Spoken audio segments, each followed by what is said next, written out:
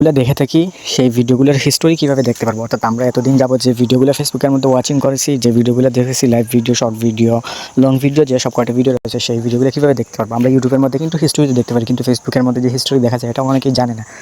এই জন্য আজকে আমি আপনাদেরকে সেই সেটিংসটা দেখিয়ে দেবো। তো ফার্স্ট অফ অল কী করতে হবে, আপনাদের ফোনের যে ফেসবুক অ্যাপসটি রয়েছে সেই ফেসবুক অ্যাপসটি আপনাদেরকে ওপেন করে নিতে হবে। তারপর এই জায়গা থেকে আপনাদের যে প্রোফাইল লোগোটি রয়েছে, প্রোফাইল লোগোর উপর ট্যাপ দেবেন। প্রোফাইল লোগোর উপর ট্যাপ দেওয়ার পর এই জায়গার মধ্যে থেকে নিচে একটু চলে আসবেন। নিচে চলে আসার পর এই জায়গার মধ্যে একটি অপশন দেখতে পারবেন, 3 ডট নামে যে একটি অপশন রয়েছে, এই 3 ডটের উপর একটা ট্যাপ দেবেন।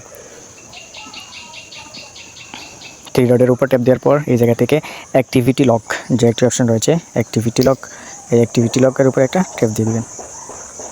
অ্যাক্টিভিটি লকের উপর ট্যাপ দেওয়ার পর আপনাদের সামনে এরকম একটি ইন্টারফেস চলে আসবে। এইদিকে একটু আপনারা এদিকে একটু স্ক্রল ডাউন করবেন। স্ক্রল ডাউন করার পর এই জায়গার মধ্যে থেকে আপনারা দেখতে পারবেন ভিডিও ওয়াস্ট, এই ভিডিও ওয়াস্টের উপর ট্যাপ দিবেন। ট্যাপ দেওয়ার পর সাথে সাথে কিন্তু এই জায়গার মধ্যে ভিডিওগুলো শো হয়ে যাবে, অর্থাৎ এত যাবত আপনারা যত ভিডিও দেখছেন সবগুলো ভিডিও কিন্তু এই জায়গার মধ্যে শো হয়ে যাবে।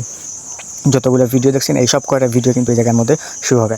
আশা করি সবাই আমার ভিডিওটি দেখে উপকৃত হয়েছেন, এবং যদি উপকৃত হয়ে থাকেন তাহলে আমার ভিডিওটি শেয়ার করে দিবেন এবং আমার চ্যানেলটি সাবস্ক্রাইব করে রাখবেন। দেখা হবে পরবর্তীতে নতুন কোনো ভিডিওতে। আর এক পর্যন্ত সবাই ভালো থাকুন, সুস্থ থাকুন। আল্লাহ হাফিজ।